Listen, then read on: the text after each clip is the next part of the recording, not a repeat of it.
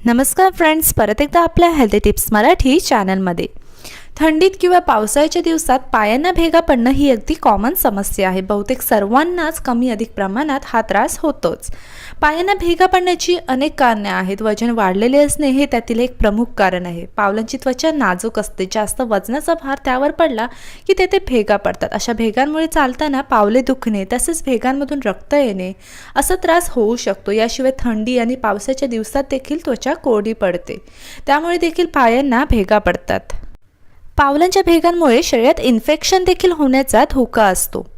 पायांना भेगा पडणे म्हणजे नक्की काय? पायांच्या टाचेकडची त्वचा तसेच अंगठ्याच्या बाजूची त्वचा थंडीत किंवा पावसाळ्यात कोरडी पडते. त्यामुळे तिथे चिरा पडून त्वचेचा आतील स्तर हा दिसू लागतो. त्यालाच पायांना भेगा पडणे असे म्हणतात. क्वचित काही जणांना संपूर्ण पावलावर देखील भेगा पडतात. ज्यांची त्वचा जास्त कोरडी असते त्यांना हा त्रास जास्त प्रमाणात होतो.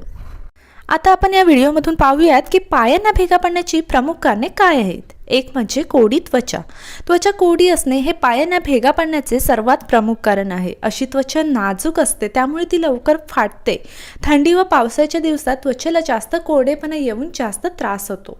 दुसरा आहे मधुमेह. पायांना भेगा पडण्याचे दुसरे प्रमुख कारण म्हणजे मधुमेह. एखाद्या व्यक्तीला मधुमेह झाला आणि त्या व्यक्तीच्या रक्तातील साखरेचे प्रमाण योग्य राहत नसेल तर पायाकडे होणाऱ्या रक्तभिसरणावर त्याचा परिणाम होतो. त्यामुळे पायाची त्वचा कोरडी पडत जाते आणि पावलांना भेगा देखील पडत असतात. अशा पायांना डायबेटिक फूट असेही म्हणतात. मधुमेह व्यक्तीने आपल्या पावलांची विशेष काळजी घेतली पाहिजे, कारण अशा पावलांना झालेल्या जखमा आणि भेगांमधून पसरणारे इन्फेक्शन लवकर बरे होत नाहीत. तिसरा आहे थायरॉइड. शरीरात थायरॉइड हार्मोनचे असंतुलन असेल तर पावलांना भेगा पडण्याचे प्रमाण वाढते. चौथा आहे आंघोळ करताना खूप गरम पाणी वापरले तर त्वचा कोरडी पडून पावलांना भेगा पडतात. 5. द्रवरूप आहार आणि पाणी यांचे सेवन कमी प्रमाणात करण्यामुळे देखील शरीरात कोरडेपणा येऊन पावलांना भेगा पडतात. 6 आहे योग्य पोषक आहार न घेणे. जंक फूडचे अतिरिक्त सेवन आणि स्थूलता यामुळे देखील पावलांना भेगा पडतात.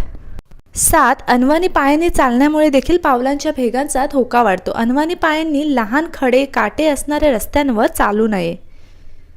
तर फ्रेंड्स, हा व्हिडिओ कसा वाटला? जर उपयुक्त ठरला असेल तर आम्हाला कमेंट सेक्शनमधून कळवा. आणि जर तुम्ही आमच्या चॅनलवर नवीन असाल तर चॅनलला सबस्क्राईब केल्याशिवाय पुढे जाऊ नका. थँक्यू.